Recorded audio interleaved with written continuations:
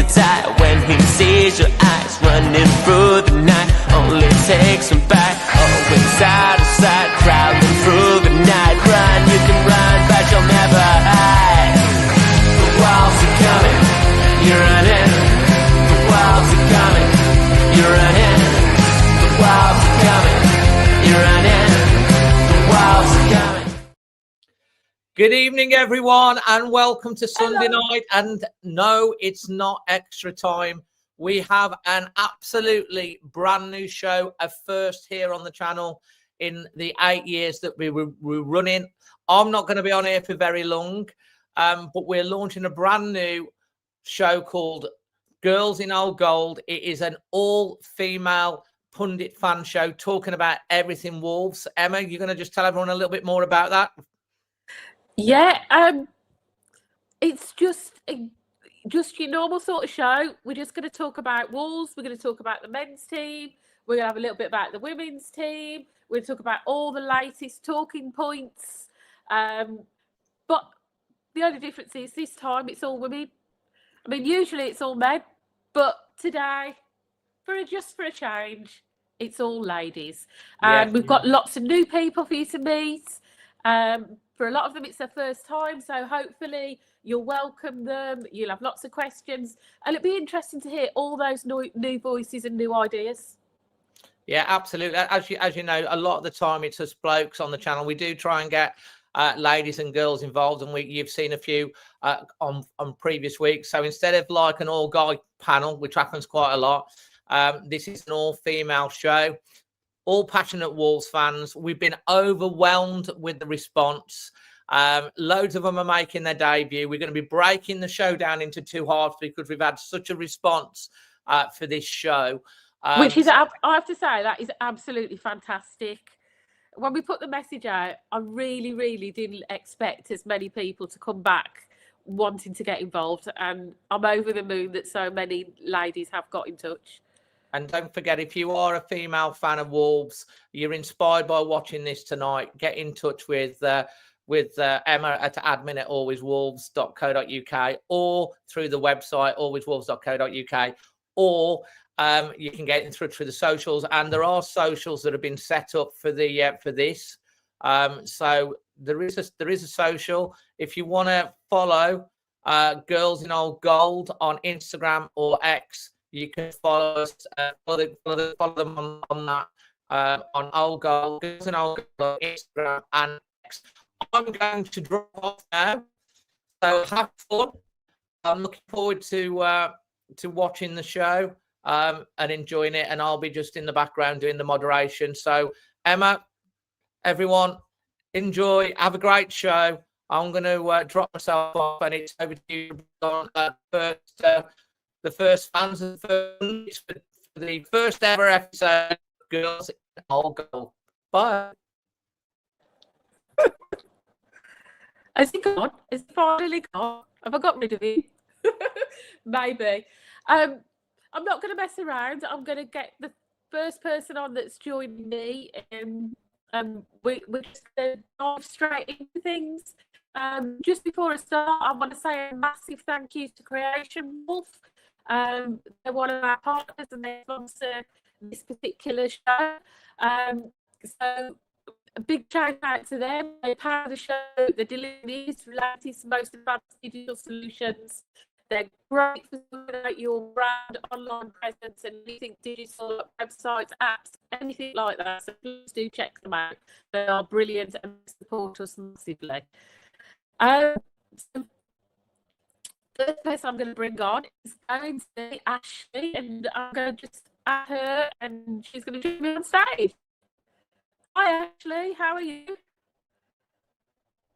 Oh, okay.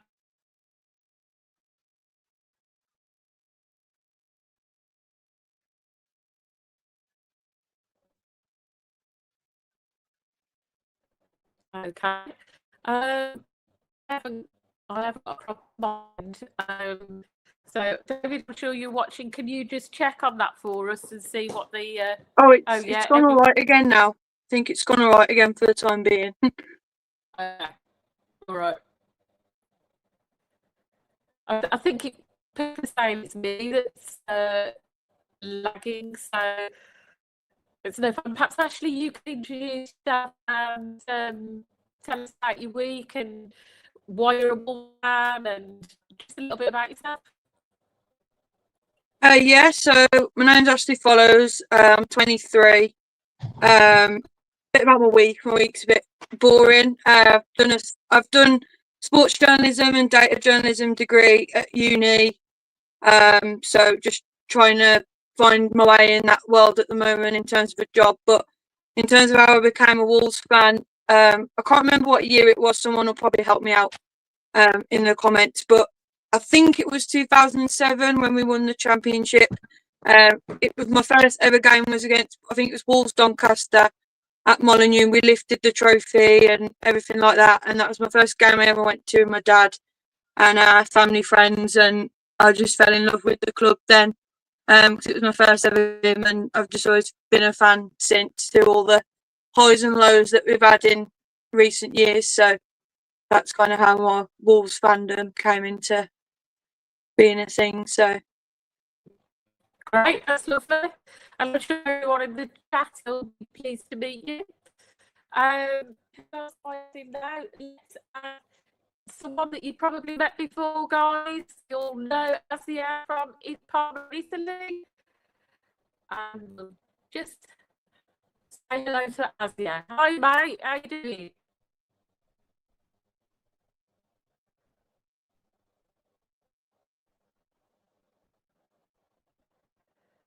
Hi, we hear us, Asia. Hello, mate. How you doing? We can hear you, yes.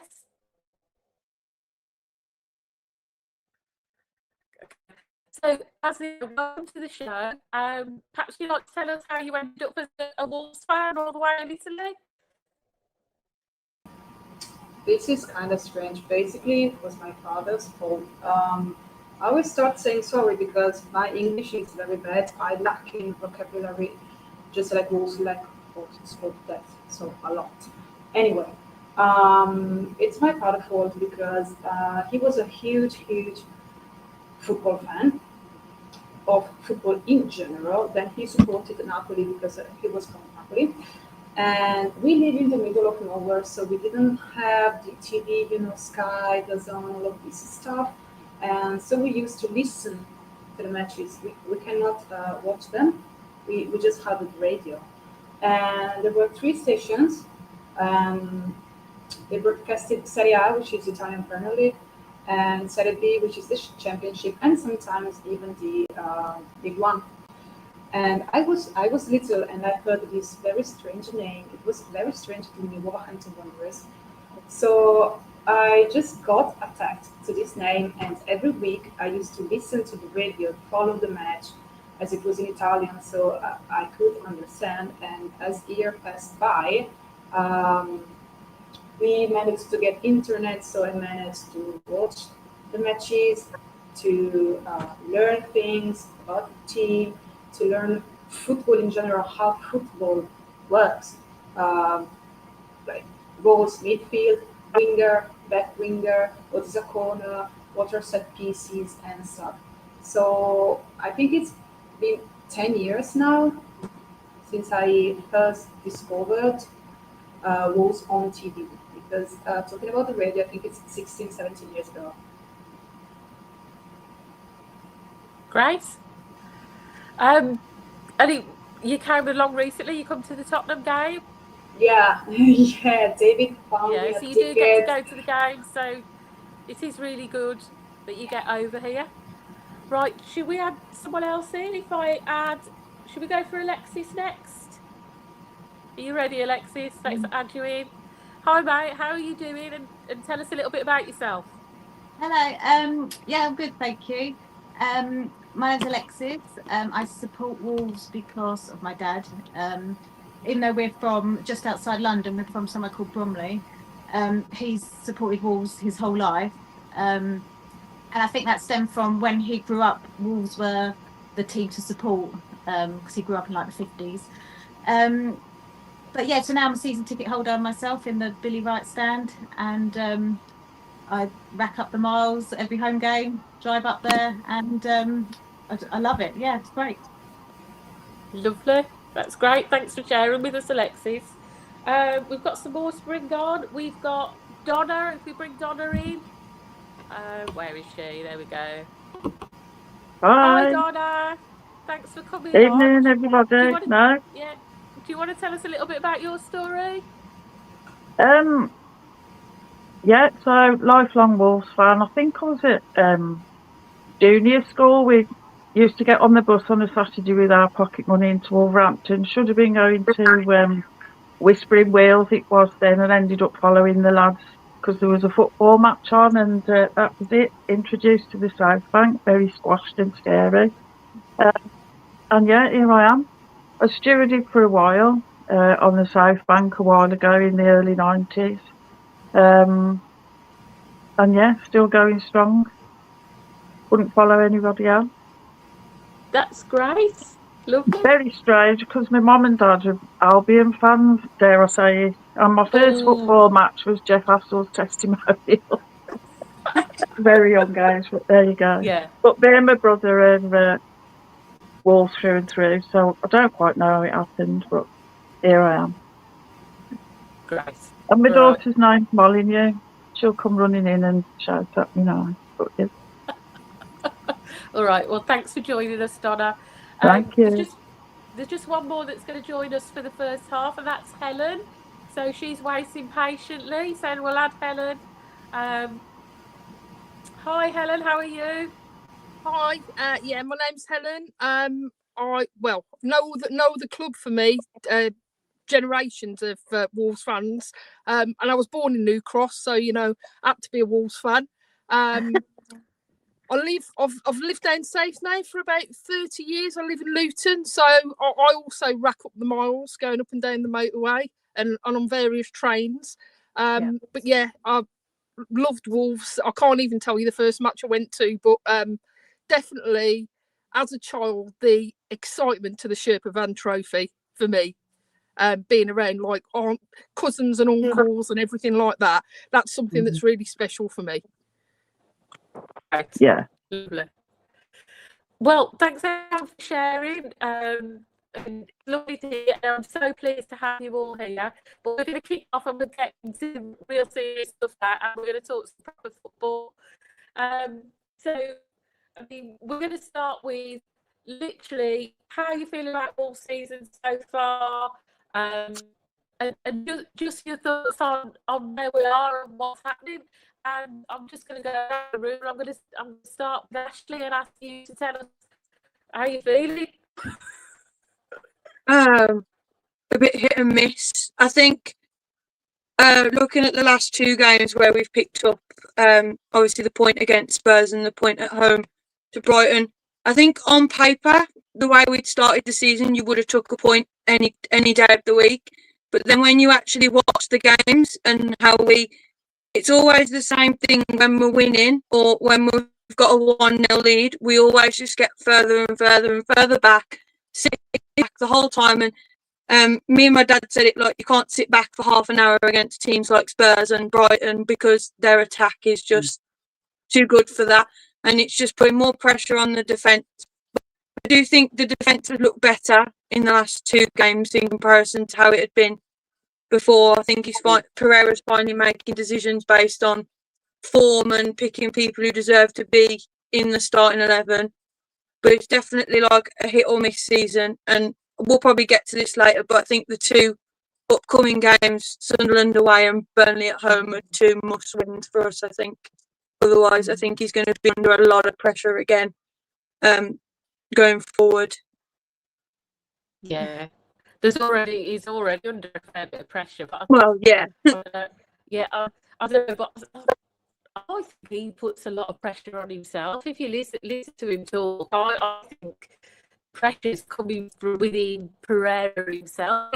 He ain't happy. He's not used to being in this position.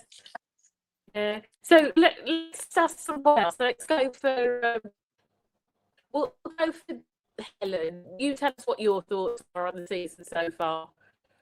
I think we kicked in really late, and then that's because of obviously the late purchases we had. I don't think we've had time really to gel and set in, and obviously the international break's not really going to help things.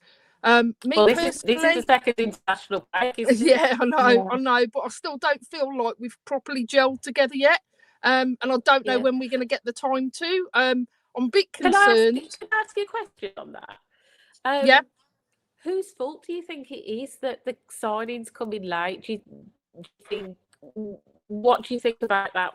What do you think about I think why a lot it of happened? it's perhaps to do with us trying to, for want of a better word, penny pinch. I understand that players cost a lot of money and we've got to watch what we're spending, but I think sometimes we've been a little bit too overcautious. We've missed out on players. We've dragged deals out longer than they needed to be. And also, when you've got that kind of momentum going, we've had a few people knock us back. So I think it starts off a bit of a catalyst of events, really, that end up with us sort of starting on the back foot and trying to play catch up. Yeah. Right. Great. Should we want to tell us what you think about the season? Was that me? Sorry, you broke up a bit. Yeah, then. Yeah. Definitely following on from some of the points Helen made, but I'll just go into the start of the season. I can't remember a season that we have started ready to go. Here we are again, transfer window. They're already talking about waiting for the January transfer window. We're 6 or 7 months in, and we still haven't got a team that they're ready to go with at the start of the season. I don't think we've seen it since we were promoted, and Nuno was with us. And I know we can't keep looking over our shoulders, but it would be lovely to start a season ready to go, and then you've got Vitor having to make decisions on still experimenting, and we know what players' capabilities are when they come in, but then they've got to gel, and then they've got to train, and then there's injuries, and sometimes I think as well we're a bit of a stepping stone club. It's having that longevity and commitment. There was talk about Larson having his head turned and things like that, and it's unsettling. So you need that stability and confidence in what you've got. And you can see the players that we have brought in, they know what the jobs are, they know what they want to do, but there's still that lack of synchronicity between them all. And you can see they're thinking ahead and passing and playing and trying to get somewhere. Krejci, for me, one of the cup matches, it was quite quiet. It was like having Kobe on the pitch again. He didn't shut up. He was organising, he was trying to lead, and so they're still feeling, what they need to be doing. And Vitor's got this, experimenting type of approach at the minute. So it's difficult to suss out what's happening sometimes on the training pitch and set pieces and who to play where. It still seems like we're testing things out, and that's unsettling, I think. Yeah. So why do you think we are a stepping stone club for these players?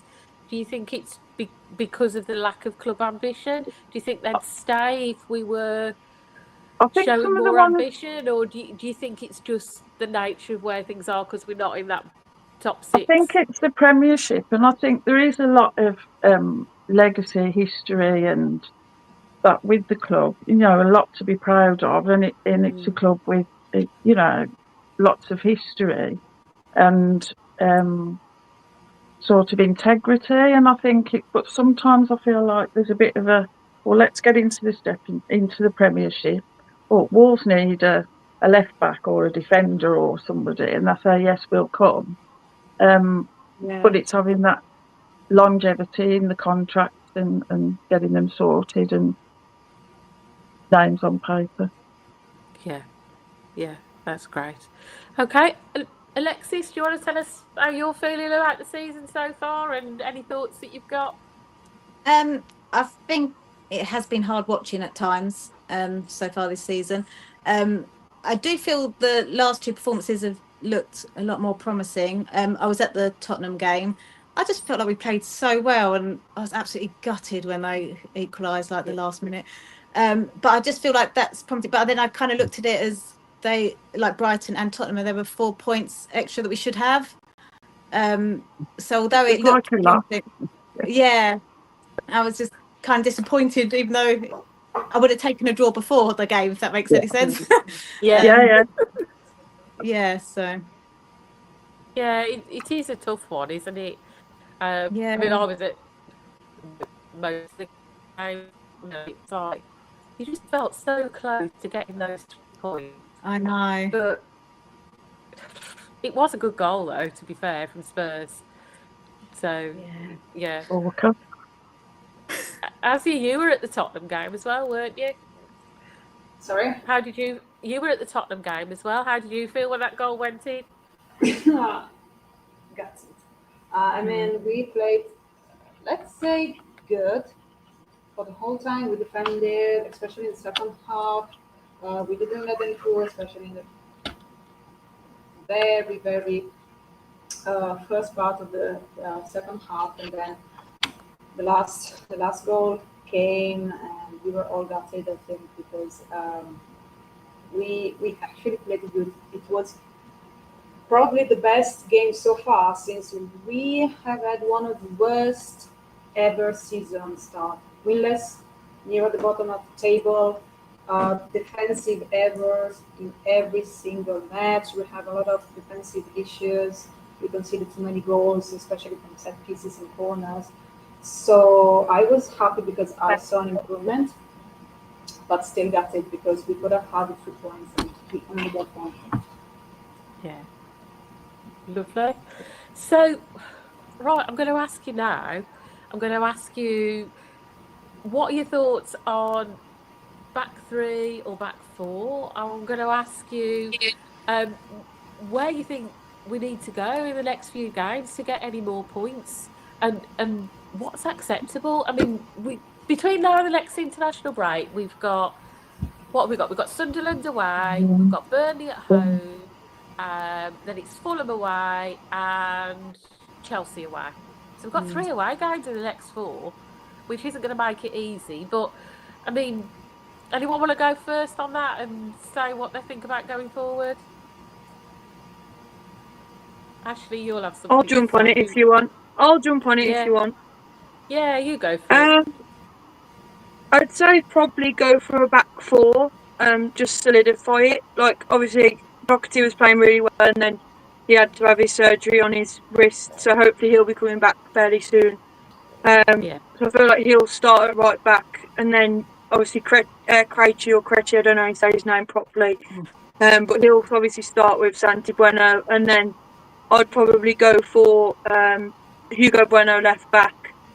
But I think he's got to play the more attacking players. Like, instead of going, Joe Gomez and Andre kind of are that holding pair. They have to be in the team. But for me, I don't know what Rodrigo Gomez and Fer Lopez need to do to get a start, because they've literally both been solid. Rodrigo Gomez never stops. Even when he plays left back, I've never seen him stop running.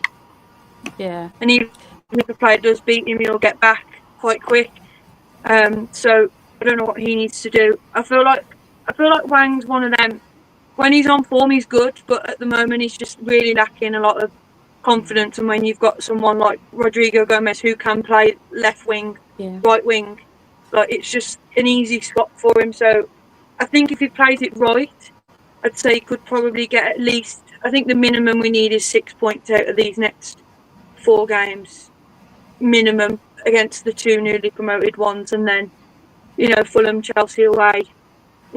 We've done all right there in the past, but it's one of them, you don't know how it's going to go on the day. Chelsea are hit and miss, and then Fulham, I haven't seen too much of them, but you just know that Raul will probably score past us, and Adama will probably come on and rip us apart. So I think we need to just solidify it in the first 2 against the newly promoted, and then just see how we can get on. Just build some confidence, but Guerrero needs to have that set 11 going forward, because otherwise it's just we're still gonna be in the same position. So you think he should stop with the back four? How do you feel about him switching to the back five later in the game if we're winning? I mean, I don't mind it, but like, don't do it with like half an hour to go. Like, I think was it the Brighton one where he took Larson off, and then we had no centre forward on the pitch. So Sam Johnson was kicking it long, but it was literally just coming straight back because we had no one there. You had Arias, and no disrespect to him, he's not tall, and he's not probably going to win physical battles against Lewis Dunk and that Van Hecker and tall people. So like, I don't get why he took Larson off with that, or at least didn't bring Tolu on. Absolutely. Because it proves when he brought Tolu on, and after Brighton had scored and we went forward again, we looked more likely to score a goal again. So it's like, why didn't you just do like for like swaps and go for more goals anyway? Yeah. Shall I tell you something? I've got some stats about our attack. We are the Premier team with the lowest XG for goals created. So we're not creating. So XG is about the chances that we're creating, not the goals that we're scoring. So far this season, we've got an XG of 5.27. The next lowest is Burnley, 5.57. And then after that, it's Forest with 5.92. But we are the lowest. We have the lowest XG of all the Premier League teams. But that comes with, I think, selling Ait-Nouri and Kuna. They were our most creative players, in my opinion, and the creativity hasn't been replaced. So I feel like that's. I think the difficulty is as well playing so far back all the time. Yeah. We need to be moving those balls forward so we can be creative in the right areas. And you know, the last match, like we played 5 at the back and we just got worse. And then next thing there were 6, 7, and 8 of them at the back at one point. So to be more creative, we have got to have that forward, aggressive, attacking play. I think we have got the players that want to be creative. You can see the frustration in them sometimes when they're, you know, shouting at each other and trying to organise each other. And like I said, so it's interesting to see what the conversation. It'd be lovely to be a fly on the wall about what the conversations are when we have that moment to break and move forward. And then it doesn't happen. They suddenly start passing back again, and we just Yeah. Does anyone else think that we've lost the ability to counter attack? Is anyone frustrated that we seem to be, you know, we're bombing forward, and then just suddenly we just stop the attack, hold back, wait for them to get back in position? How many times are we doing that? That was one of the things that when we were good in the Premier League, we were coming 7th and we were in Europe, we were good at that counter-attacking. It was working. I'm not saying that's entirely the answer. But at the moment, I mean, one of my frustrations is like, great, we've got the ball, we're attacking, and then it just full attack, it just drops back. I mean, Jackson Chacha, I just think, he's got so much pace, and how many times do you see him bombing down the wing, and then just suddenly he pulls right back like he's been told not to push too far forward, that we're almost just a little bit too... I mean, you tell me, guys, who wants to pick up that? I mean, I think for me, what I've noticed so far this season is we've really lost a lot of the width that we had. We seem to really be playing through the middle, and we've always had more success when we've stretched the play.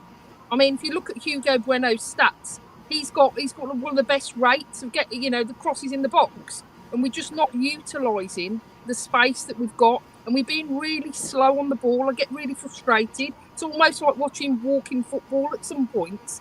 We used to have such great spark and urgency, and we need to get the urgency back into our attack. We just, like you said, that we just let people get back into formation, get back into position, and it just keeps becoming so predictable. And we need to switch the play, switch it up a little bit. We always seem to go down funnel down one wing. You know, we need to mix it up a little bit. We've got the players and the skill But for me, I'd like to see more of an attacking team put out there. I'd like to see Lopez, a bit more of Lopez, definitely. Yeah. I think he'd bring a lot more to the party. And I understand why he wants to contain the midfield. But I think sometimes you've got to, you know, risk a little. And I'd like to see a little bit of a risk. Yeah, I think John is a good forward eventually, but at the moment he's. I mean, you can see he's starting to get better. I mean, he won the match today from Scott. But for Lopez, I mean, even Rodrigo Gomez putting the balls in, just you just wonder sometimes when I see Wang the team sheet, and I think he's the one I'd swap. Yeah. I mean, I do like him, and he had a good game against Brighton, I thought. But he got clapped off, didn't he? Let's face it. But I don't know. I do sometimes wonder what he does to keep getting the starting 11 when he's so out of form, and Pereira is so very much focused on staying. He's picking the are in form. So, has anyone else got anything that they want to add at this point, or no? Okay. So, Emma, you're lagging a bit. I didn't hear the question. You're lagging a bit. I'll just ask about formation, defence, attack, where the weaknesses are. If you want to add anything into that. I think we have a defensive fragility problem and inefficiency in attack problem. So we have both problems on the defensive side and in the attacking side, because at first we struggle to convert chances, especially when we are under pressure. And talking about the defensive fragility, we constantly concede goals from dead balls, set pieces, corners, and we are weak in, I don't know how to say that, aerial duels on the corners. And we really need to fix the defensive problem, because we are going nowhere. Yeah. Also, our bench lacks of alternatives. So when our currently key players are injured or out anyway, we do not have the replacements, the quality in the replacements that could keep the team up. Because not because they're young, because being young means nothing. Look at I don't remember the name, the lad in Real Madrid anyway, in Barcelona. He's 17 and he's like scoring a lot of goals, but they do not have they do not have experience. So we have a lot of, let's say, babies, not to insult, but they're very young and they still need to learn. We do not have quality players, not yet. Yeah, I think that's an absolutely fair point, Asia. So, shall we? What should I ask next? I'll go with my next question. This season is a little bit of deja vu to last season. So, I want to ask you: does it run deeper than the squad? Is it a manager problem, or is it an ownership problem? And what are your thoughts on that front? So, who wants to kick us off with that? I'm not very business minded. I realise it is a business for Fosun, but again, going back to my point about starting the season, I don't see how any business can start a season not ready to go. And things that should happen in the close season, whether it's players coming in, sorting structure out, sorting contracts out, who's coming, who's going, regardless of what you're trying to do with it as a business, you own a football club that needs to be ready to go in August and pre-season. When we lost the pre-season matches and it was like, just pre-season, they're friendly. No, that's how you're testing the water. You're looking at your structure, what works well.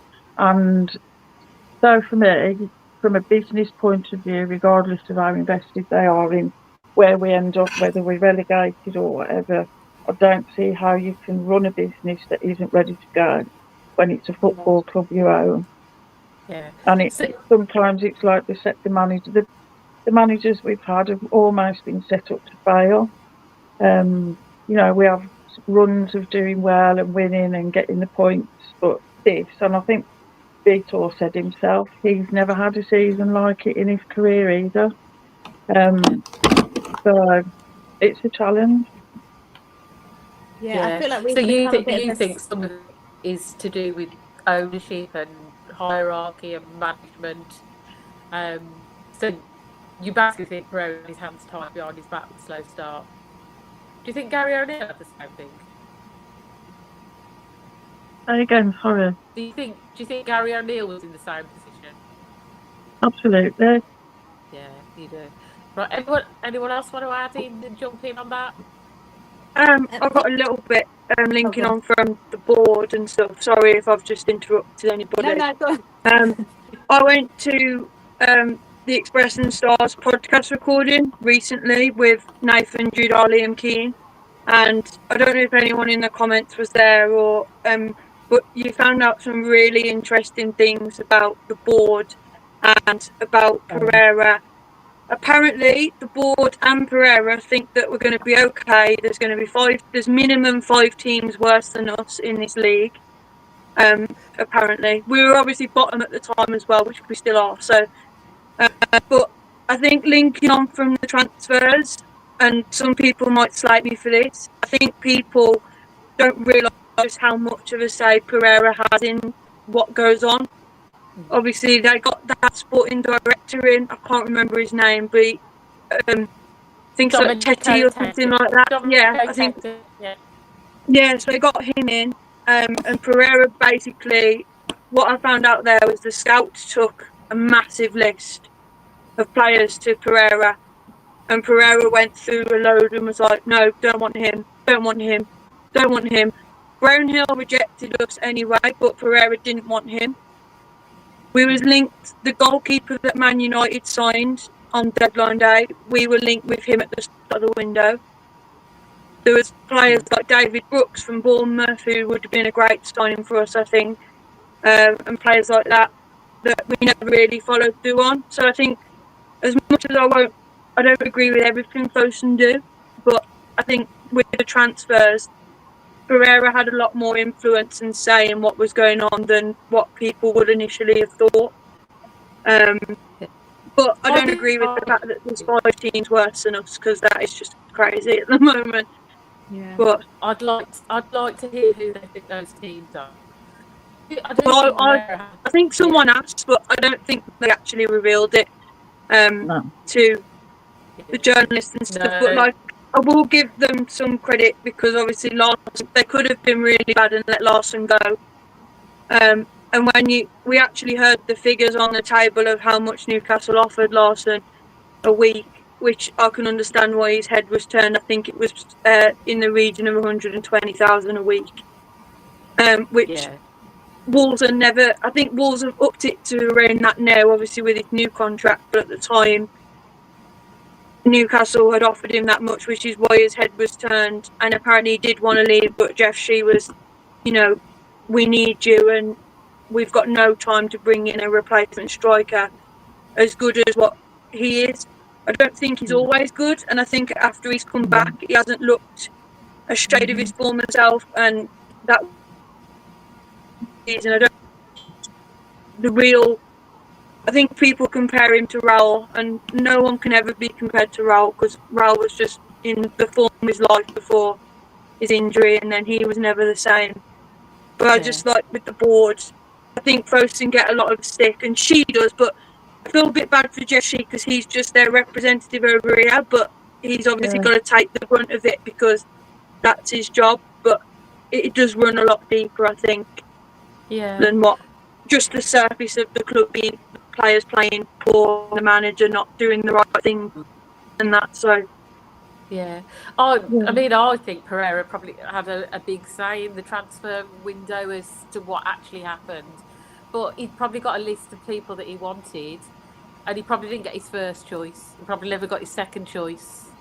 He probably never got his third choice. He could have been getting his 4th, 5th choice, on the list of where he wanted, or not quite fitting what he wanted, and then you end up in this position. So even if he did have, it doesn't mean he got what he wanted. But that doesn't mean it's Fosun's fault either. At the end of the day, players, agents, whatever, have so much influence. And if someone doesn't want to come, I don't know where you ladies are, but it's like they don't want to be here and they don't want to pull the wall shirt on. It's like they're not the right people for us anyway. It was like with the Uche deal that just came to mind when you said that. The Uche deal that fell through and then he ended up going to Palace. Uche wanted to come to us, but it was the way that Mendes and Wolves as a club, so not exactly Fosun, but our directors, our board, and Mendes is his agent. Apparently, it was the way that Mendes dealt with the deal that made that fall through. Because Uche wanted to come to us, and Pereira wanted him. He quite liked him and stuff. But then, because of the way that Mendes, the agents, deal with it, he was like, "No, I'm not going to go there now. I'm going to go to Palace and sort it my own way." So. Yeah, I think the agent had quite a bit to do with that, and it all comes down to agent fees and money and things like that. Yeah. Does anyone want to add on anything about deja vu and the start of the season being similar to last year before I move on to the final question for this first half? Okay, so very quickly, I'm going to ask you all. There's 4 games coming up before the next international break. I will list them again: Sunderland away, Burnley at home, Fulham away, and Chelsea away. So, how many points do you think we're going to get? And how many points do we need to get? We need all of them. We only have 2. How many do you think we'll get? 7. You think we'll get 7? Do you think 7's enough, Donna? Sorry? Do you think 7's enough? No. Helen's But I shaking think her head, it's goals. I think it's goals as well. We need a good goal difference. Yeah. We need a better goal difference. I think, when it comes to the end of I don't usually start panicking till February. I always think stay calm till February, see where we are, and then I'll start, drinking lots of coffee and things and more alcohol than I already drink. But I think it might be a couple of draws. I think there'll be a win. But it's the goals we need. Yeah. And we can take some draws out of those, but we absolutely need at least 1 win. But it's the goals as well that are important. Yeah. So you think at least 1 win? At least. Okay. So how many points do you think we're going to get? I'm going 7. You think we're going to get 7? Mm-hmm. Okay. Helen, do you want to jump in there and tell us what your thoughts are on the points? I would love to be saying all the points, but if I'm being realistic, I don't fancy us against Sunderland the way they've been playing. Burnley have always been a bit of a bogey. Fancy us against Fulham, bizarrely enough. I think I fancy us against Fulham. Yeah. And, we might pull something out the bag against Chelsea. It depends what Chelsea turns up and what Wolves turn up. But realistically, I think Fulham is our only hope there at the moment. Unless they come back from the international break really reinvigorated and immensely gel well together. Other than that, I'd love to say more, but I've got to keep it real. So how many points do you reckon we're going to get? I'm going to pin you down to this. I'd say, I'd like to say 7, but I'll go optimistic. I'll say 7, but I can't see 7 really. Okay, 7. Alexis, what's your thoughts? Next 4 games. Yeah, I'm not. I know we're only on 2 points, but I'm not actually panicking too much at the moment because I just kept thinking if we would have got those extra 2 points against Brighton last week, we would have been above Nottingham Forest. Then I think we would have been out of the relegation zone then. So because everyone above us lost as well. There was about 6 teams above us that all lost. but I feel like we've got to beat Burnley. I feel good against Fulham as well, so I just think maybe 6, but I'm hoping for 7. I'm hoping for a draw at Sunderland, but I don't know if that's just wishful thinking. But Sunderland's a really tough ground to go I know, to. and yes, I know their fans are incredible, aren't they? Yeah. But I'm just like, a draw there would be great. I'd see that as a great result. Yeah. Yeah. Okay. Asia, do you want? Have I done you, Asia? Have I done you, Asia? No, Your not points? really. No. No. Okay. No. Do you want to tell me your points? I'll try to be optimistic because we're facing Sunderland, who does not concede and does not score. So I don't think there will be many goals. Maybe we can get it 2 points, but they're doing very great this year. My hope is Burnley and Fulham, because Fulham concedes and do not score that much, and Burnley as well. So my hope is for either 7 or 8 points, because I'm very optimistic. Yeah. I think we need those points. At the end of the day, we need just them all. the points. I mean, I sort of don't care if it goes in off someone's backside. I just want to get a goal. Yeah. We all say the 7. We all said 7, and now we are going to win all of them 4. So it will be 12. And rounding it up, Ashley, what's your thoughts on the next 4 games? I think we'll get 6. Sorry to be like a downer on everyone saying 7 and 8, but I think we'll get 6. I think as like people said, I think Sunderland will be a struggle. Burnley are usually a bogey side, but I feel like the fans eventually are just going to get on their back. So I feel like the home game against Burnley is going to be the one. If we go 1-0 up early in that and we start defending again, I think the fans are just going to start to go absolutely crazy. Obviously, I think Pereira's banned. I don't know how long he's banned for. If he's going to be banned, that is. But obviously, Sunderland away he'll probably be banned for. So it'd be interesting to see how many games he does get for what he did the weekend, which was just out of anger, I suppose. But so I think 6 points. I think Helen said like fancy us against Fulham, to be honest. But it's just inevitable that Raul will score. I already will call it that he'll definitely score past us. And then Chelsea away is one of them. I don't know how that can go. That can go either way. It could be a draw or anything. But I think 6 points is like what we'll get. But everyone said we need 12 ideally. But I don't know how that will go. But you've got the cup game as well, so it depends on how. I mean, I'd take 6 points and get through to the next round in the cup, because I think it's like the quarter or the semi-final for the next round of the League Cup. So I feel like that would give the players a boost as well, knowing that they've got quite far in the cup. So I don't know. I feel like there's different ifs and buts, but 6 I think we'll get overall. That's lovely. Thanks everyone for your contributions. It's been lovely to hear from you, and hopefully we can make this a regular thing, and we'll see you all again. But I'm going to drop everyone off except Ashley. We're going to have a little chat about Wolves women. So, right, see you folks. Thanks very much. Thank you. Bye.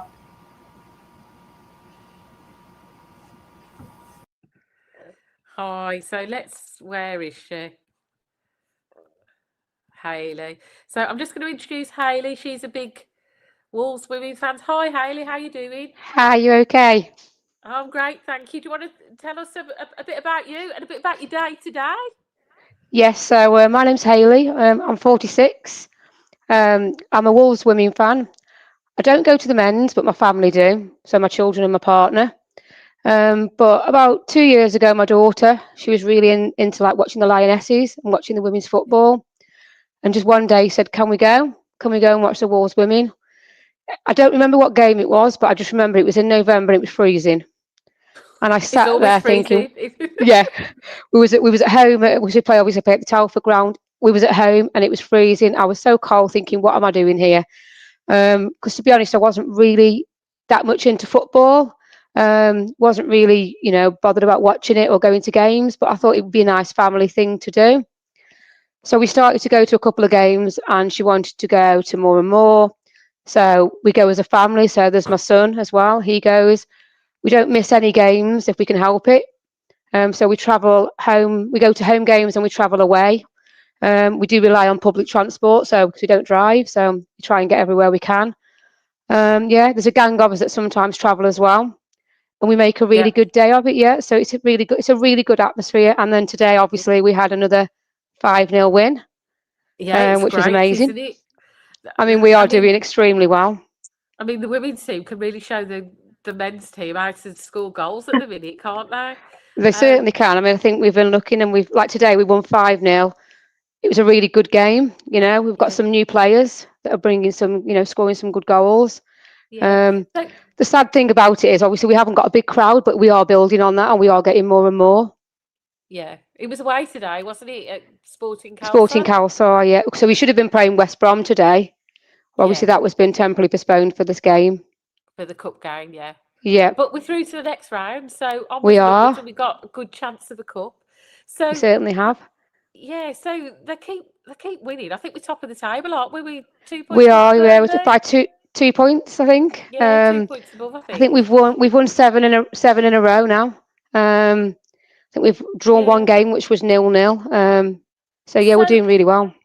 So a lot of our audience will know about all the upheaval with the women in the summer. How big an achievement do you think the success so far this season is after all that upheaval in the summer? Yeah, so obviously when the season finished, there was a lot going on. We found out things about that if we would have been promoted, because we were hanging on, close to being promoted, that it wasn't going to happen anyway. So you can imagine as fans and obviously the players how disappointed we was, knowing that if we would have won, it in a way would have all been for nothing. So it was very, very emotional, it wasn't very nice. And then this season we've brought in some really good players. And I think this season we're in with a good chance. Yeah. I think we are. The players are on the pitch are showing this. Last season we had a strong team, but this season the team is definitely stronger. Yeah. And what about you, Ashley? You follow the women as well when you can. Do you think it's a big achievement of how they're doing after everything that we went through in the summer? Yeah, I definitely do. I mean, I think Wolves women have been really unlucky the last however many seasons it's been for when the promotion thing happened before, when it went to the playoff. I think it was against Southampton. Hayley might correct me if I'm wrong. Yes, I think it was. When it went to that playoff, and whoever won that playoff went up to the championship. Whereas now they do it, whichever wins the league from the respective north and south or whatever it is, they both go up to the championship. And I'm just like, why would you do that? Literally the season after, Wolves could have gone up, Southampton could have gone up together. Southampton have done pretty well in the championship since they went up. And I think Wolves would have been quite solid in there as well. So I think it'll be a massive achievement as well if they do get the promotion that they've deserved for so long, and then they can turn around to the club and just be like, well, thank God you've put that application in now, because you would have looked like right idiot again if you didn't do it, and we actually got promoted this time. What the club did was awful. Like, any club in the National League should apply for the promotion thing, regardless if you finish bottom. I think you should still apply for the promotion anyway, because you never know. But I think it was just fortunate that they didn't get the promotion, because I can imagine how hard it must have been for Dan and the players to have, if they had got promoted, to go, oh, I'm really sorry, you're not going to be actually going up because the licence wasn't done. So it'll be a massive achievement even more if they can seal the promotion. But they've been incredible so far for the beginning of the season already, and lost a few big names, and I didn't know how it was going to go for them, but the talent they've brought in is unbelievable to see from because that's my next question to both of you. Really, is the team stronger than last season, and do you think we're going to do it this year? I think the team is definitely stronger. We've got some really good players, and I do think this season we could go up. Yeah. Who do you think? Do you think the key players that we've added that have impressed you? Amy Sims, she's a really good player. Who else? We got Luann Worsley, another good player. Chloe Williams, she scored Where today. does Amy Sims play? What's her position? Just She, for the audience. I think she's up front. She's up Am I front, yeah. wrong? I don't know. I don't know if she's like up front or like a little bit behind. Maybe I'm not really sure. She kind of just she pops end up up think what it is everywhere with with a goal. To be honest, Yeah, I think what it is at the moment, because they're sort of mixing it up a bit. Yeah. So some of the players that have been she's playing. a forward attacking player. Yeah, and I think what it is as well, I think a lot of the players that were playing in positions before have been, they're mixing it up a bit, and I think that's working. Yeah. Yeah. So who else has impressed you? We've got Georgia Marshall. She's another good player. We've got obviously Amber Hughes scored today. She's a brilliant player. She's 101 goals from today, so she scored 100 goals, but she's on 101 now. She's an amazing player. She's outstanding. Yeah. Another thing I've noticed is, I mean, we haven't managed to get to a game so far this season. We do usually go to a few each season, but to be honest, it's just been so manic. We'd like to have gone today, but we just couldn't fit it in. But the goals seems to be going from lots of different players. Is that a fair perception? I'd say so. Yeah, definitely. I mean, we've got some players that, there is some players there that are, they're dying to score. There's a couple of them that are just really wanting to score. But and I think today, I'm just looking who scored today. So today was Beth Merrick scored today. Amber She's Hughes. always reliable. And Charlotte Greengrass, she's wanting to score. She needed to score today, and it unfortunately didn't go in the back of the net. We have got some really good players who are trying to get the goals back in again. Okay. So what's coming up for the women in the next few weeks then? Well, obviously we've got, I don't know when this West Brom game is going to be played. We've got Hensford in the cup next week away. Then we've got. That's not far for people to go to, Hensford. No, and this is the thing. I think like a lot of people don't know about the women's football. Like you hear about the men all the time, don't you? But like obviously I didn't know nothing about the Wolves women, and I'm still learning myself now. But I think if we could get more families coming, and Wolves are trying to promote it, like they are trying to put on. We've been trying to put on coaches for away, but because we haven't got enough people wanting to travel on the coaches. Probably not enough people know about it. We're not filling the coaches, so unfortunately, obviously, us fans that do go away are having to rely on transport like the trains, and they're not very reliable. So I think if it was put out there a little bit more, even just like having little like events where families can come in for free, you can have your photo taken with Wolfie, promoting it in that way, it will get fans wanting to come. Yeah, maybe they could advertise it at the men's. I don't know. It is a nice family atmosphere at the women's game. It is. It's lovely. There's so many families there, and even the players' families. They're so welcoming. And the girls, they come and sign shirts. They come and sign photos. They never say no. They sit there. They stay behind until the last child's had the signing because they're there. They want to do it for them, and they always look happy to do it. And I think you see the kids' faces when one of the players has signed the shirts. They've given shirts away. My children have been mascots. They were mascots at the Man United game. They walked out at Molineux. That was their dream. I'm not being funny. It was the most emotionalist day ever to see my kids walking out of Molineux, watching the Man United. It was phenomenal. But we need more of that because at the moment we haven't got the families that know about it, and it's not expensive. Sometimes I think children get in for something like £1. I mean, I don't know. We're season ticket holders, but I think family, children can get in for £1. And I think if they can promote it more, get it out there, I think we'll get more behind us because more new people are coming. Because obviously, when we go, we recognise people. Oh hi, start talking, but you see more new faces. But we need some more new faces. But we need it out there first. Yeah, of course. To anyone that's watching, if you are a season ticket holder. For the men's game, you can go to the home games at the stadium without having to pay anything. You can just go in. It's a lovely atmosphere, very friendly. You get to sit where you want. And you can sit anywhere you want. There isn't like a designated seat to where you sit. I mean, we sit on the back row. We are known as the back row gang. We have chants for all the players. We've literally we've done this full on as a gang. Obviously, we travel. We've made chants for every player. And it's an amazing atmosphere. It really is. We just need to be promoting it a bit more, I think.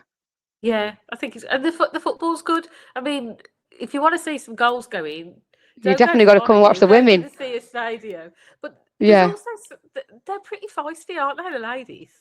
Yeah, I mean, you see some They some get stuck things. in. It's Yeah, they're not like half. And obviously, some of these players, they all work, but some of these players don't even get like paid. They only get like their allowances for like transport and stuff. They're going to work. They're probably getting in from work at say 5 o'clock, and they're training at like 6:30 after a full day at work. Do you know what I mean? And they're doing it. They're passionate as well. You can see it in them that they're passionate and they want to win. Yeah, it is. It has to be tough going to work and then turning up to train and play and whatever. It's Yeah. It is tough. So I mean, I think they're doing fantastically, and I'm sure you both echo that. Yeah, definitely. Is there anything else that either of you want to add just before we finish on the women's football? No, I think that's everything. Hayley's covered it more than me. She goes a lot more than I get to go. So Hayley can take the lead on this one. Yeah. Thank you. Yeah, it's lovely to hear from you, Hayley. Thank you so much for coming. No worries. Sharing all your experience with the women's football. And guys, if you are out there, get along to a game. Take the Come on, kids. we need you. We need you behind us. We need more fans. Yeah, and Definitely. You're almost guaranteed to see some goals. You certainly are. Yeah. So thanks, Hayley, for coming on. That's No lovely. worries. Thank you. Thanks. We'll see you next time. See you. Cheers. Bye. Right. Thanks to Hayley for that. She's done a fantastic job talking about Wolves women. But we're going to move back to talk about the men's team again. And I'm going to start by adding on someone you all know. Let's see if we can find Lucy in the green room. Hello, Lucy. How are you? Hi. How are you Back. doing? You're right. Yes, great. I know most of the audience know you, but just tell us a little bit about yourself and how you become a Wolves fan. Right, I'm Lucy. I'm 42. I'm from Wentzfield. I'm a huge Wolves supporter. I live and breathe Wolves. You ask anybody at work, I do their heading at work. Everything's gold and black on my desk. So, promoting us everywhere. I've been a supporter all my life, to be honest. I mean, I've grown up with gold and black in the household, the family, and it's life. That's my life. It always has been and always will be. I'll never, ever, ever not be a Wolves fan. It doesn't matter where we are, what division, how crap we're playing. I don't care. Yeah, I bleed gold and black, and that's great. Yeah, I'm proud. we know of how that you as feel. well. We know you feel. I think everyone that's come on today is through and through Wolves fans. So Yeah. it's lovely here. And The girls have done fantastic, I've got to say. They've all done fantastic. For how nervous they all were. They were brilliant. Yeah. Well done, everybody. Yeah, they have done a good job, and hopefully we can keep this going, and we'll hear more from in the future. Yeah. But we've got someone new to add, so I'm going to give V the heads up that I'm going to add her live on stage. So here we go. Hello, V. How are you? Hi. I'm good, thanks. Tell us Hi. about you. Yeah, I'm 42 as well. Well, I'm sorry, I'm 43 now. Gosh, I keep forgetting. I live in Wolverhampton, despite the accent. I've been here for about 15 years. I've got a son who will be 15 this year, and as he was growing up and started supporting Wolves, I kind of got roped in. And then one thing led to another. I was getting involved. I've been involved with the Worldwide Wolves Lounge over the years. And then I was also in the Matchday Experience group quite a while with Dave as well. And currently I'm a part of the Wolves fan volunteers. So I do the pre-match flag waving on the pitch side. And we've done lots of stuff over up. Yeah, I just so where do you sit at Molineux? In the lower Billy Wright, in the lower Billy Wright. And where do you Yeah. wave your flag? Because I need to look for you. South Or Bank you normally. Yeah, I'm usually in the corner between the South Bank and the Billy Right, just like the first or second one's normally me. Yeah. So everyone look out for V when she's waving a Yeah. flag and give her a wave back. Me, that was my dream job as a kid. Sorry? That was my dream job as a kid. Like when my first ever game, Oh. me and my mates saw the flag holders. We were like, "Oh my god, this is going to be us when we're older." So that was like It my was dream fun. job. So when I'm next there, I'm going to look for you. The best thing we had was the season we were in the championship, and then the first, just right up until the pandemic, we used to have the goal flagger. So when we scored a goal, I was behind the goal with my flag. So if you think of that famous Neves goal against Derby, and you see someone behind the goal going, and then waving the flag, that's me. So yeah. Yeah. We stopped And I've that got- during the pandemic and then with VAR. So, but we did it in the Europa League as well. It was amazing. That was like my best seat because I was right behind the goalkeeper, and there's things you could see sometimes. You could read a lot into a match with how the goalkeeper behaved, and loved it.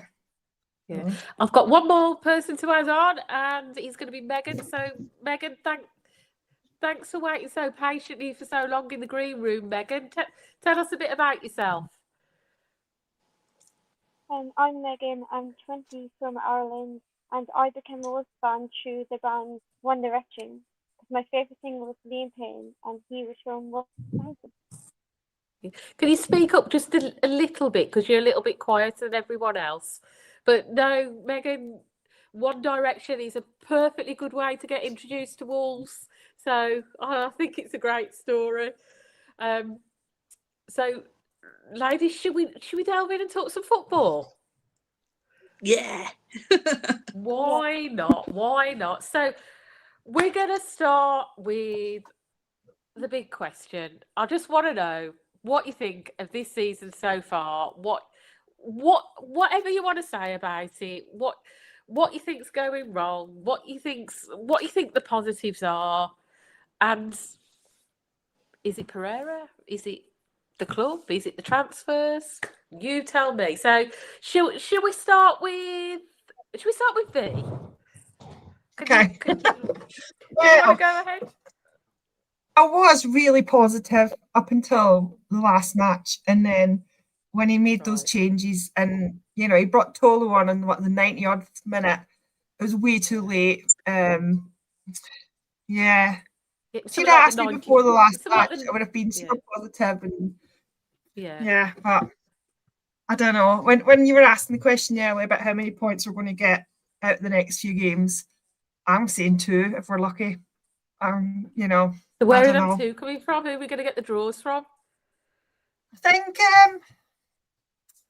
think we're going to lose. Now we might draw against Sunderland, but then because we're like on this plateau of drawing, we're just not going to get that boost that that the team needs. I think Vitor, he's the first manager we've had since Nuno that's got a bit of personality.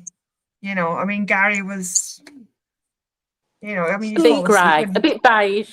Dull. Yeah, very. I mean, just talk of him going to Rangers, and I'm thinking, non-Scottish people, I'm thinking he's going to not stand 5 minutes in Glasgow. They're going to be alive, honestly. Travel that far. He lives in London. He didn't like travelling to Wolverhampton. He went home every day. Well, there you go. So it's nice that we've got him, but there's just something's missing. I don't know what it is. We've on paper we should have good enough players, really. I just don't get what's missing, where the connection is, and I don't understand how he can't. He seems such an energetic, positive guy. How can't he project that onto the players? And is it just that he doesn't have a clue and there's no strategy at all, and he's just sending them out there hoping for the best? Because that's where I'm starting to think it's going wrong. He just doesn't know what he's doing. Do you think he needs time, or do you think he's had a not lot of just time? about... I do understand. We've had a lot of players that have came from South America. It's different to get a player from like Spain or Belgium, and at least they've been like they're used to Europe.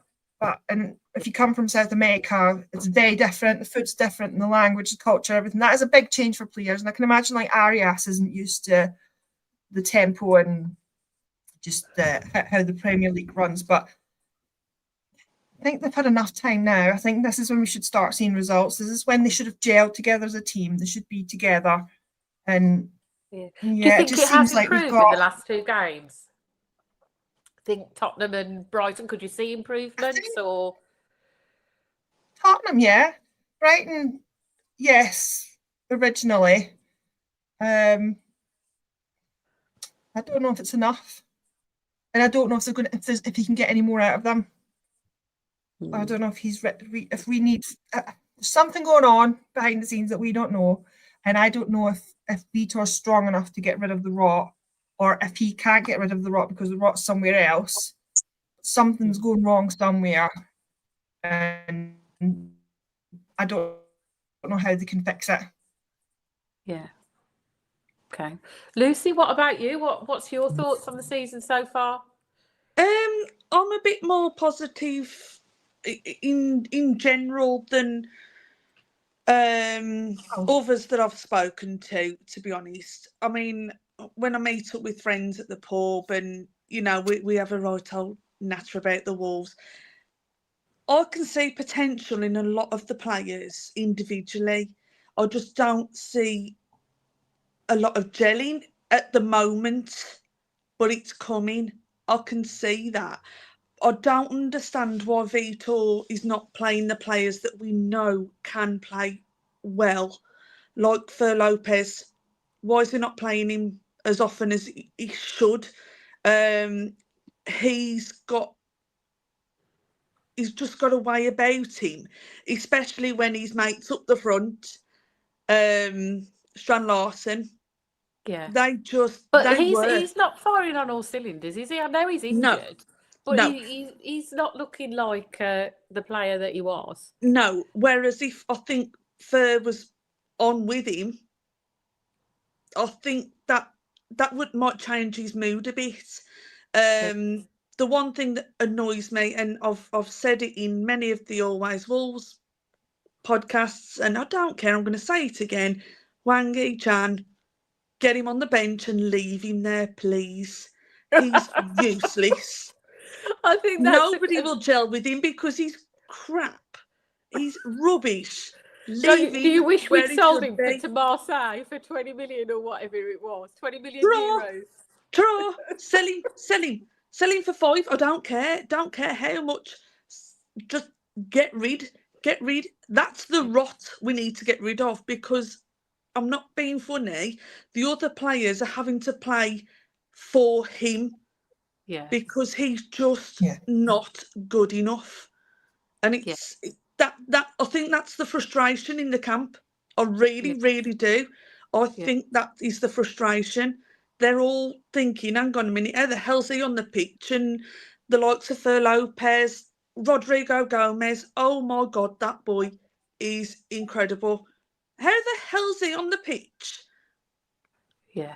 And that when there's so much talent on the bench. That plonker's running round and trotting round as if he, like, I'm the big I am. Get off. Get the lad on who can run rings. Do it. That's what we get with Lucy. You don't mince your words, do you? I don't care either. I haven't swore. I've done very well. I haven't swore yet. Good. Ashley, I'm going to bring you in there. Yeah, Ashley, I'm going to bring you there because you were nodding your head. Perhaps you can tell us a little bit about your thoughts on Wang Hee-chan, and also what Lucy said about a partnership with Fer Lopez and Strand Larson. Yeah, I mean, I kind of mentioned Fer Lopez and Rodrigo Gomez earlier in the first half, so I'm glad Lucy's brought them back into the conversation. But Rodrigo Gomez is a weird one for me because when Pereira came in last season, Rodrigo Gomez was playing quite regularly and he was actually linking up well. I know he's not there anymore, but he was linking up well with Guedes, and like some of his crosses in the box are like some of the best. I never see him rarely put a foot wrong with a cross. And his crossing was even better than the likes of Nouri, who left for Man City, and then Cunha was obviously a big miss for us, I think, in the middle. But like Rodrigo Gomez is a top quality winger, and I agree with what she said about Wang. Do you think it's his defensive abilities that Pereira has doubts about? But I don't think Rodrigo Gomez is that bad in defence, in all honesty. Maybe if he's playing a back four, I get it. But like with the back four, I feel like you need a more solid, someone like Doherty's level, but a bit younger than Doherty. You need someone like that on the left as well. And I think Hugo Bueno is going to get there. I think if he keeps getting the game time, I think he will be that solid left back that we've needed. But I think when you're playing a wing back, Rodrigo Gomez is like a brilliant one to do it, because I noticed it a lot last season. A winger would beat him for pace, but he'd soon run back and try and get back in front of him again to stop the crosses. And so I don't think it's that, because I don't think Pereira would have played him as much last season if he had the doubts about it. So I think Fer Lopez and Rodrigo Gomez must be sat on the bench thinking, well, why am I wasting my time here? Like, because I agree, like Wang is poor. Do you think some of, sorry to interrupt. Do you think some of the attackers need to shed their defensive responsibilities for us to be able to push forward and get these goals? I think with the back three or like the back five, whatever, then like I don't think you need your attackers. I always said, like when Adam was there, me and my dad said this, like, why we have 11 players in our box defending a corner when you've got Adama Traore, who at the time was the fastest player in the league or one of the fastest players in the world? Why is he in the box? Which he's not going to be any use in the box. And like they could probably do it with Chua, leave him on the halfway line, because then they've got to leave 2 or 3 defenders back to try and deal with that. Because if we kick the ball long and they've pushed up, then we've got to counter attack straight away.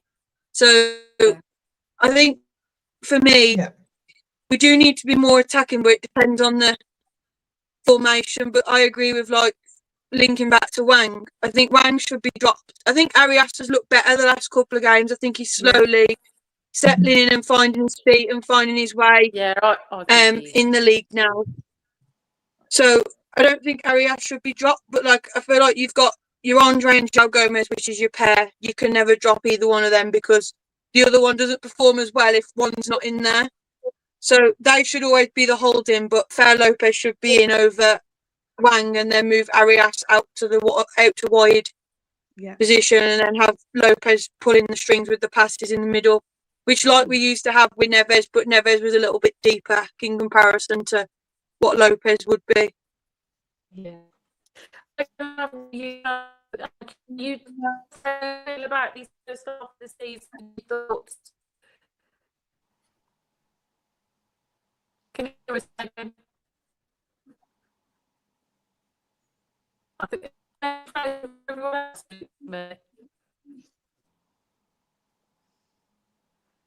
hi, Megan. All right. Hi. Do you want to say your thoughts on the start of the season and how things are going? I think at times it is starting like really, really good, and then like come the end of the game, it's like they're just falling apart. Like it's like you could start really, really well, and then the other team just scores, and then it just like goes shit. Like So what is it? Is it just lapse of concentration, or was it tactics? And I mean, we haven't conceded a goal when we've had a back four, but we have conceded when we've had a back three.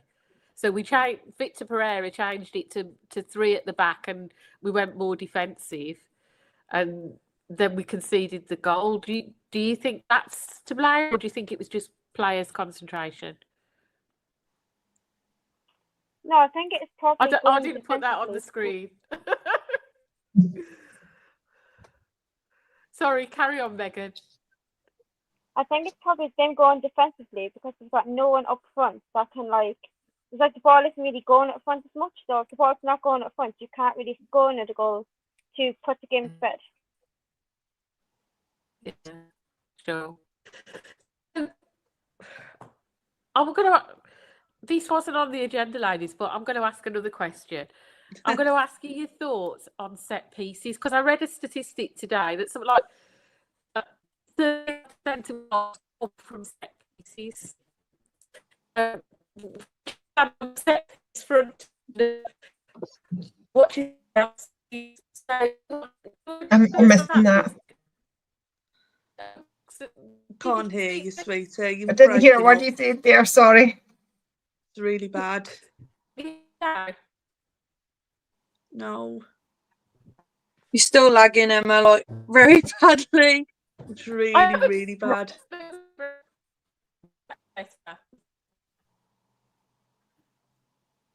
Can you take over and I'll restart? Okay. Yeah. I'll I didn't know the word of it, so yeah. Okay. I mean, I heard about the. I think she's going to restart. I think. Yeah. Just I okay. just want me to like Yeah, keep the chat going.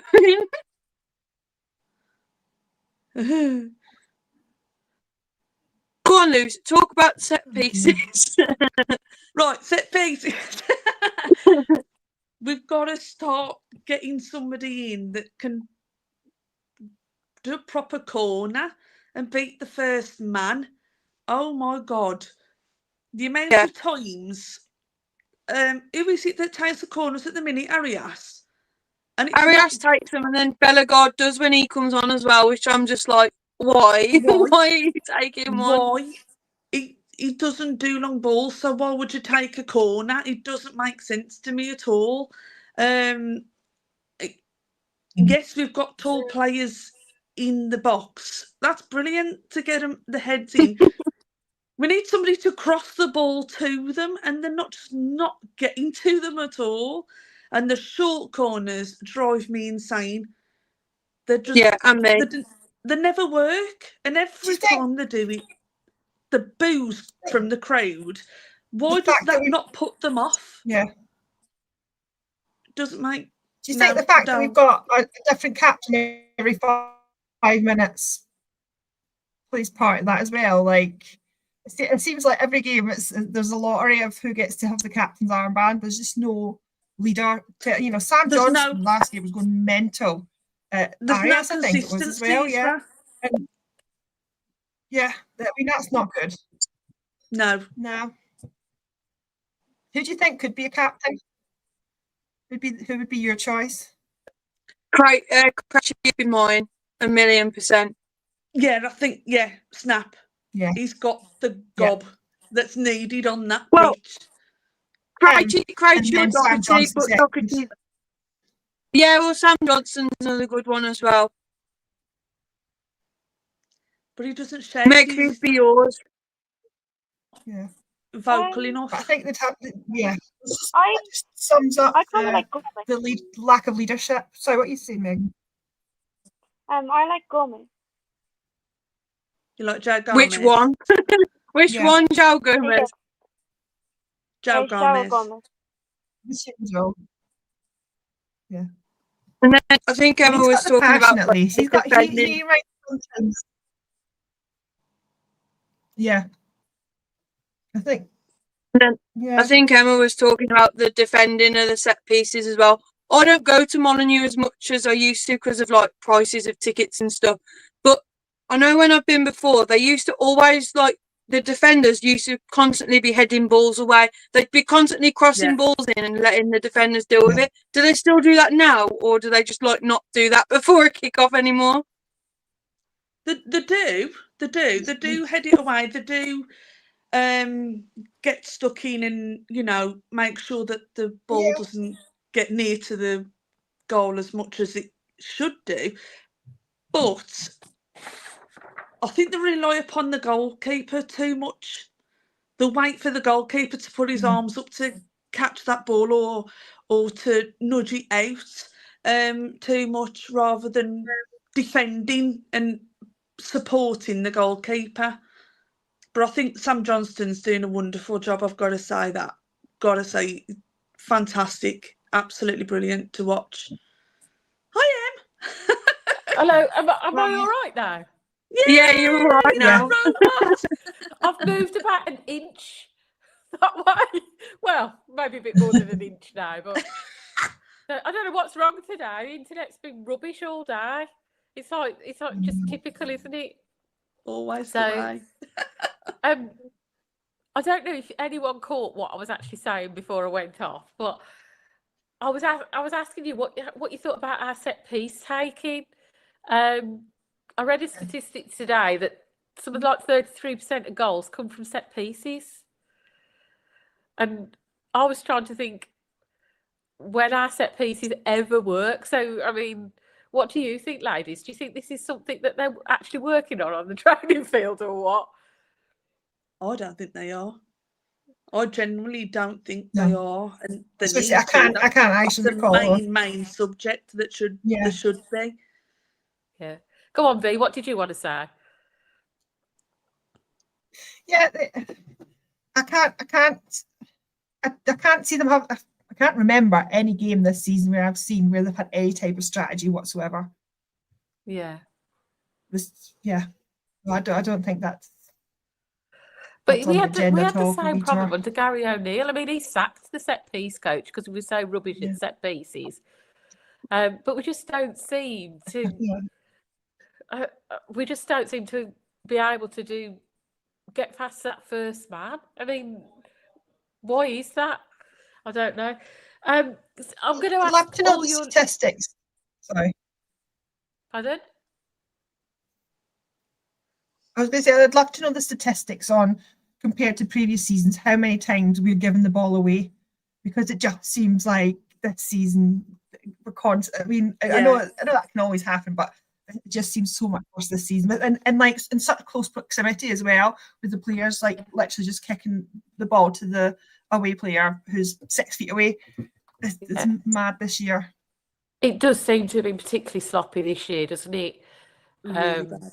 And we've not even been moving the ball that fast when it's been sloppy.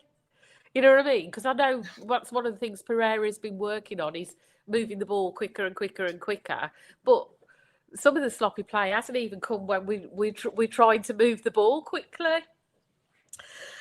So, I mean, there's a lot to be said about the formation. Did you talk about the formation while I was off, just in case? No, we spoke about the set pieces a little bit, attacking and defending wise. Yeah. So, where do you stand? I'm going to come to each of you. Back four. Oh, not again. Emma, you've gone really laggy again.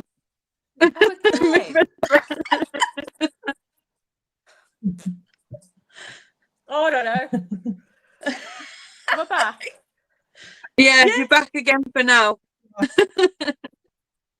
Yeah, I don't know what's wrong with the internet costs an absolute fortune. We're supposed to have this really fast high. Don't know what's going on. So he's down in the room, he's right next to the room, he's still in the same problem. So okay at the moment.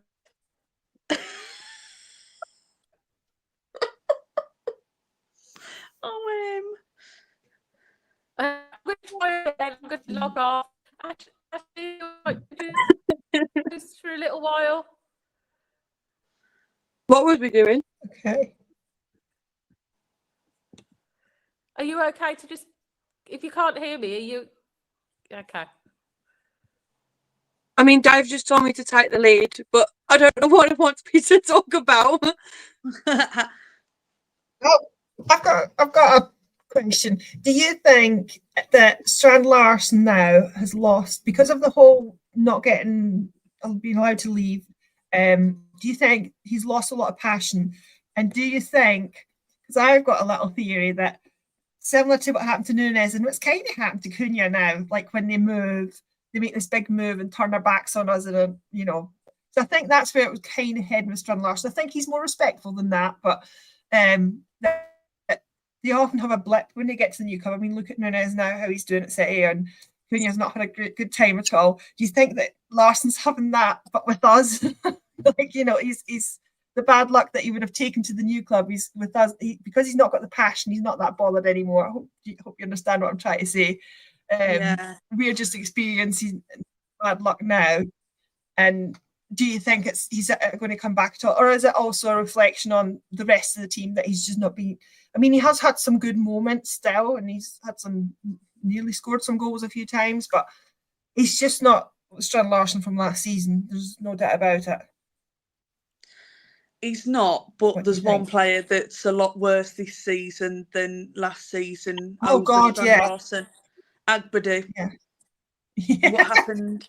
Where did he go? know how- Can we have him back, honestly. please? Because my goodness The me, Korean, he's just awful now, Korean and I don't know why. sales I've must said be it good for us before. to keep hang on still. I mean, I've said it before, and I'll say it again. I think Agbadu's having a bit of a tantrum because he came into the team thinking he was going to be the be all and end all and be this big. I'm captain. Yeah. I was captain before, and I will be captain again, and you will bow down to me, and nobody has. And I think that's playing on his mind, and that's why he's having a bit of a tantrum. I really do. But can we have the proper one back now, please? Because it's getting a bit boring. I think him being dropped. I think him being dropked's good though, because I think to me, Santi Bueno has always been quite solid anyway. Like from when I've watched him, and in all fairness, I've never had a problem with Totti as such until he got made captain. And I think as he's gone made into captain, I think Totti's performances have changed. Like Totti's one of them. He always looks uncomfortable on the ball, but then he always pulls out some mad skill and like goes on a darting run. I'm like, oh my god, where's this come from? But like you haven't seen that this season. But like Santi Bueno and Krejci, like they've come in the last 2 games and they've basically shored it up again. But I think that's down to Krejci, and I think it was Donna who said it earlier when she said that in the cup game, who did we play in the cup at home? Everton in the cup. She was saying like the atmosphere, there wasn't loads of fans there, and all you could hear was like Krejci shouting and telling everyone where to be and all sorts, like being like a Connor Cody was for us a few years ago. So it's like Agbadu needs that to be dropped, but then why Pereira's bringing him on with half an hour to go when he keeps passing the ball to nobody and out for throw-ins, and everyone seems to be doing a long throw-in now and making it all work all of a sudden. I'm like, no, don't bring him on the pitch. Like, I don't want him there. Which makes me scared that we're just going to concede like another 4 goals, and then it's like, no, that's the game done now. Yeah. He's certainly not Mr. Reliable anymore, that's for sure. No. So, should we have a chat about the upcoming matches to round everything off? So we've got Sunderland away, Burnley at home, Fulham away, Chelsea away. So should we start with you, Megan? What do you think about those upcoming games, and how many points do you think we're going to get from them? Well, I hope we at least get 1 or 2 wins, because I feel like a win is critical right now to get some big points on the table. So I think maybe we could get like 5 points, maybe 6 if we're lucky. 5 or 6 if we're lucky. Yeah. And where are those points going to come from? How do you think we're going to do against Sunderland to start with? Oh, that could be a hard one, because Sunderland haven't been actually that bad this season. But it would be nice if we could beat them, but I'm not too confident in that, to be honest with you. Yeah. It's a long way to go to Sunderland, and it's definitely a long way to drive back if we lose. I'm not looking forward to it if we lose. V, do you want to tell us your thoughts? I mean, you did touch on the points earlier, didn't you? 2 points. 2 points. Yeah, 2 points. 1 against Sunderland. Are you We're sticking with your 2 Burnley points? at home. Yeah. Yeah, sticking We'll with get your 1 2 point points. against Fulham and we'll lose Chelsea. That's it. Yeah. 2 points. I'm sticking to that. Okay. And Lucy, what it's gonna about be you? Oh, horrible. sorry about that. Sorry. Lucy, what about you? Where are you? I'm reckoning we're going to win against Sunderland. Whoop, whoop. I hope so. We've got to win at some point, so let's be positive. Let's go for it. I'm going. Ooh, never been before, so I can't wait. So, hi everybody that's going to be there. Yeah, I think we're going to win against Sunderland. I think we're going to win against Fulham because I went last season and it was fantastic. What a place to go. Loved it.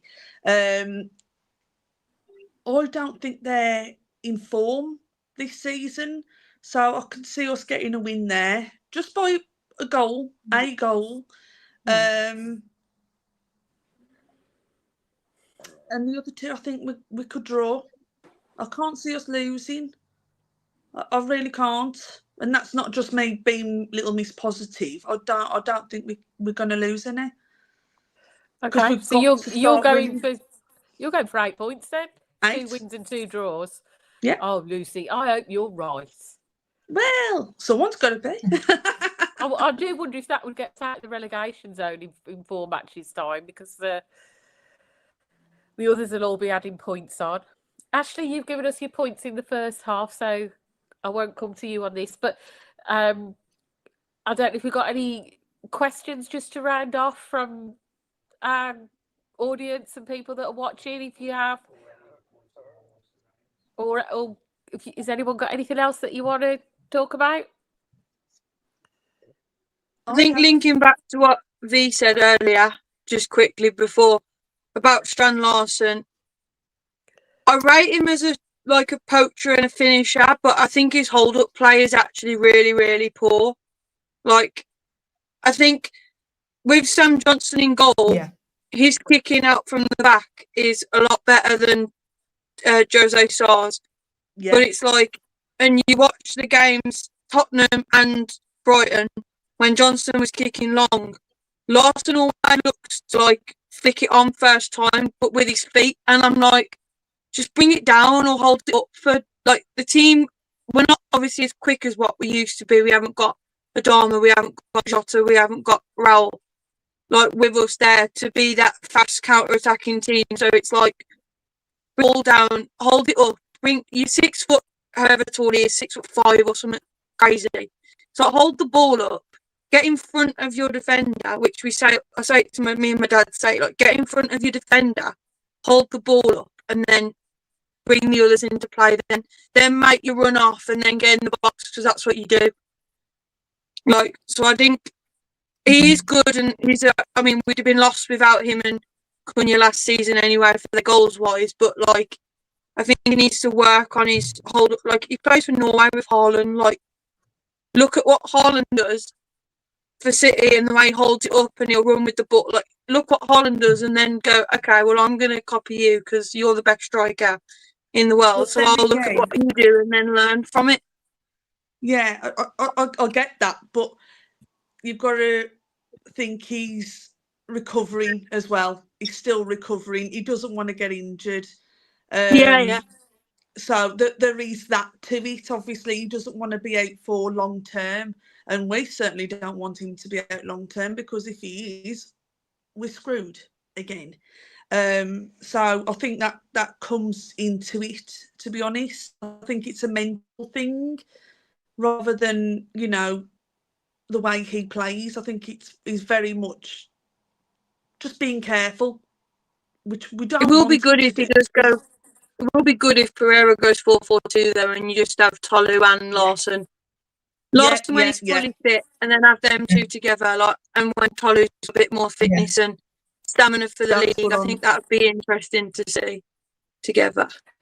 Yeah, I'm waiting for that day.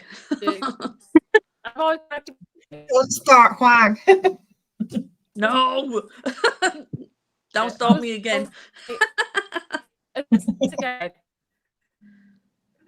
Just do you want to wrap up? If you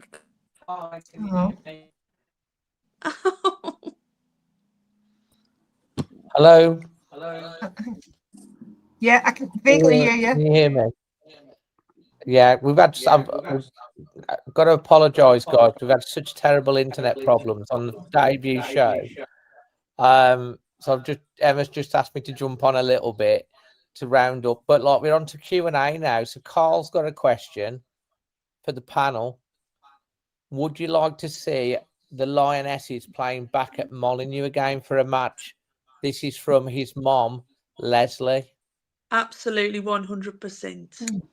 Ashley, what do you think? Definitely. Yeah, 1,000,000%.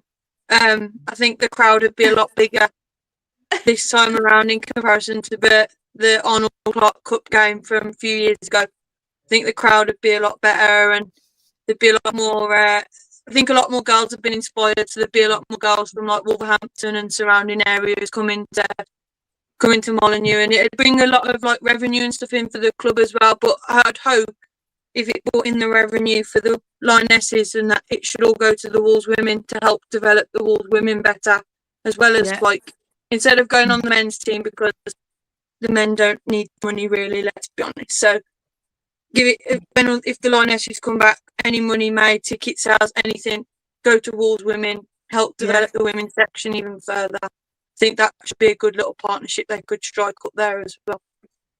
Interesting. Yeah, everyone mentioned next on this. Megan, is it yeah.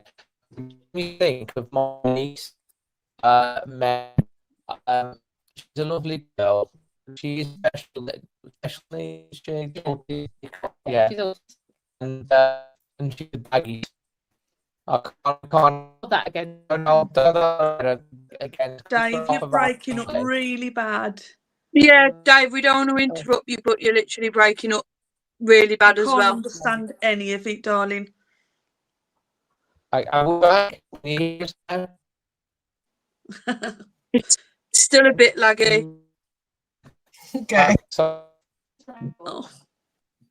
hello, now. Not really. No.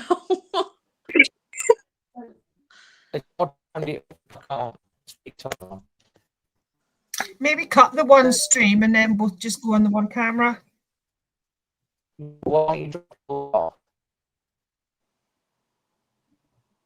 Okay. Sorry about this.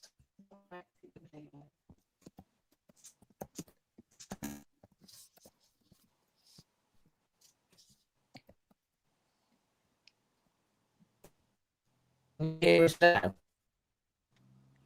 Can't even send. Oh, you've gone all right again now for the time being. Oh no, I take it back. I take it back. Can you hear us now? Is that better now? That's better for now. At the moment, yeah. Yeah. Ashley and Lucy, if I do jump off, just carry on the conversation. Emma's there now. She has actually dropped. Okay, that the computer's closed down. It's not even there. Yeah, I was saying that creepy our niece Megan, she's an Albion fan, because the other half of our family are all Baggies fans. Emma's sister's married into the other half, and we took her to the Lionesses match at Molineux, and she walked and went, "Whoa, that's so big!" When she looked at Molineux, she loved it. She loved it. So Megan, your thoughts on the Lionesses coming back for a game? I don't really know much about them, to be honest, because I'm Irish, so I won't really follow them, to be honest with you. She's Irish. I will guess what I'm guessing what you're saying. Yeah. So yeah, they played the England Lionesses played I think it was a friendly. I think it was a friendly. Friendly. It was in the I Believe Cup or something. A sort of a tournament friendly. Oh, I Believe Cup. I Believe Cup, and they played there, and it was quite a good atmosphere. There's a lot of young girls, young families, young lads, boys, men went and watched that. Beej, what's your take on it? I think it's great. You know, I think the more we can support women's football, the better. I do have to admit that I don't follow Wolves women as much as I would like to, but the Lionesses, even though I'm Scottish, I do actually quite like. I think it's great. I think it's really bringing a wave of support in the country, and yeah, if they can cut them all in, great. I know my 15-year-old, well, nearly 15-year-old lad, you know, he knows all the names of all the players, and he'd go to watch as well. So I think that, I mean, if you just asked that maybe 10, 15 years ago, a 15-year-old lad would not be interested in watching the England women's play. So I think times have changed and it'd be fantastic. Absolutely. And don't forget, talking about Scotland, I think they were playing tonight. Last I heard, they were beating Belarus 1-0 in World Cup qualifying. Did they win? Yeah. 1-2-1. 2-1 was I it? was say it went to 1-1, 1-2-1. so it didn't finish. Did they score another late goal? Yeah. Oh. Yeah, the 1-2-1. Sorry, I came on here, we were 1-1. Now I thought that was it. Yeah. And Lucy, finally to you, mate, about the Lionesses, and then we're going to wrap it up because we're coming on to 1 hour 45 minutes. We do apologise, everyone. We normally don't have any issues with the internet or the stream, and for tonight we've launched this first show and we've had such problems. We do apologise. So we will get that sorted. We'll be on the phone tomorrow to Virgin. Our download speed's really good, but the upload speed, which is where we're having the problem, is so low tonight, and I don't know why. Lucy, on you with the Lionesses. I'll have to be quick because my battery's just about to die. But I think it'd be fantastic for the city, let alone the club. You know, the revenue that would come in would be immense. So yeah, absolutely, definitely bring it on, bring it home to the home of football, Wolverhampton, where it all started. The home of football. Listen, guys, it's been an absolutely fantastic thing. It's the first one that we've done. We will do more of these throughout the season. I'm sure if all the girls and ladies that have been on tonight, and if you're a female Wolves fan with a passion, as I say, get in touch through admin at Always Wolves, or you can follow Girls in Old Gold on X or on Instagram. You can message through that as well.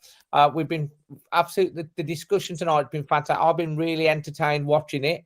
I'm just sorry about the internet connections at points, but thank you, Ashley, for picking up the reins when needed to be. As I say, you've done a few of these. All right. V, brilliant to have you on. This is your second one on here because you came on once before. I've met you a few times. Lucy, regular. Megan, brilliant contribution. You've now connected with more female Wolves fans because I know you're over in Ireland. We've had Donna, we've had Helen. Hayley was fantastic as well, talking about the Wolves women. And then there was Alexis. She was really good as well. Obviously, Emma will be in touch about future plans. We're gonna finish off here, but if you guys just stay on for a moment at the end, fantastic. Thank you for everyone that's jumped on tonight to watch, and it will be out on the podcast and it'll be loads to watch it on the catch up. Until the next one, always Wolves, always Wolves. Up the girls in old gold, up the girls in old gold. Yeah.